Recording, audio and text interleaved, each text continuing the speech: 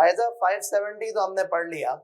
अब इम्पोर्टेंट चीज ये है कि इसको एक जरा क्विक रिकॉल कर लें, एक इसका ओवरव्यू डिस्कस कर लें कि आइजा 570 क्या कुछ डिस्कस करते हैं।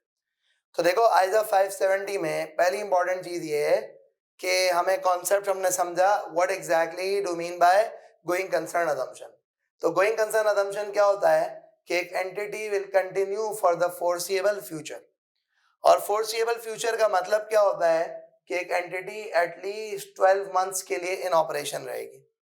नेक्स्ट सिचुएशन ये है कि ये किसका काम होता है, ये किसका जिम्मा होता है कि उसने असेसमेंट करना कि entity will continue for the foreseeable future.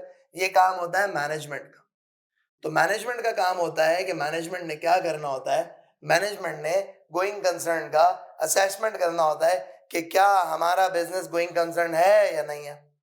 अगली बात, तो ऑडिटर का क्या काम होता है, ऑडिटर का काम ये होता है कि ऑडिटर ने ये चेक करना होता है कि क्या एक एंटिटी की मैनेजमेंट ने जो अपना गोइंग कंसर्न का असेसमेंट किया है वो गोइंग कंसर्न का असेसमेंट वैलिड है या नहीं है।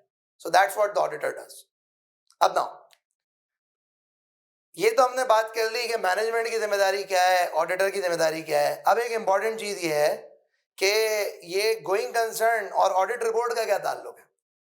तो गोइंग कंसर्न और ऑडिट रिपोर्ट का ताल्लुक कुछ इस तरह से है कि आप अज्यूम करें अगर एक बिजनेस गोइंग कंसर्न नहीं है और मैनेजमेंट ने financial statement going concern basis पे बनाई हुई है, तो इसका मतलब है कि जो ऑडिटर है वो इस केस में एक एडवर्स ओपिनियन देगा।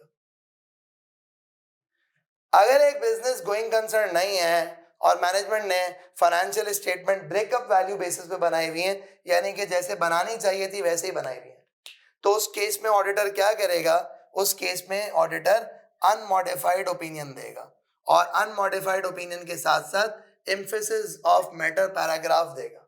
अनमॉडिफाइड ओपिनियन देगा और उसके साथ साथ एम्फेसिस ऑफ मैटर पैराग्राफ देगा। नंबर 2, अगर कोई मटेरियल अनसर्टेनिटी एग्जिस्ट करती हो with respect to an entity's financial statements. क्या मतलब मटेरियल अनसर्टेनिटी, तो कभी कभार ऐसा होता है, कोई ऐसी सर्कमस्टांसेस होते हैं, कोई ऐसे मामलात होते हैं कि अनफॉर्चुनेटली अगर वो मटेरियलाइज हो जाए तो the entity may not remain a going concern. तो ऐसे केस में क्या होता है, ऐसे केस में एंटिटी को खुद से डिस्क्लोजर्स देने होते हैं। अगर उसने डिस्क्लोजर नहीं दिए हुए तो ऑडिटर कहेगा मैं तो एडवर्स ओपिनियन दूंगा। अगर उसने डिस्क्लोजर दिए हुए हैं और वो डिस्क्लोजर्स इनएडुकेट हैं ऑडिटर के नजदीक, तो ऑडिटर डिपेंडिंग अपॉन इनएडुकेसी ऑडिटर या तो क्वालिफाइड ओपिनियन देगा या फिर ऑडिटर जो है वो एडवर्स ओपिनियन देगा।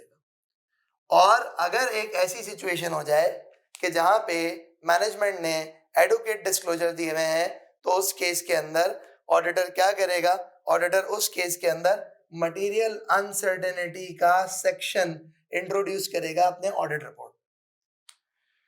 तो दोस्तों this is all about ISA 570 going concern, जिसमें मैंने आपको पूरा आइजा 570 समराइज कर दिया है कि आइजा 570 में मैनेजमेंट की क्या जिम्मेदारी है, ऑडिटर की क्या जिम्मेदारी है और at the same time audit report पे क्या क्या इंप्लीकेशंस होंगे। Thank you very much.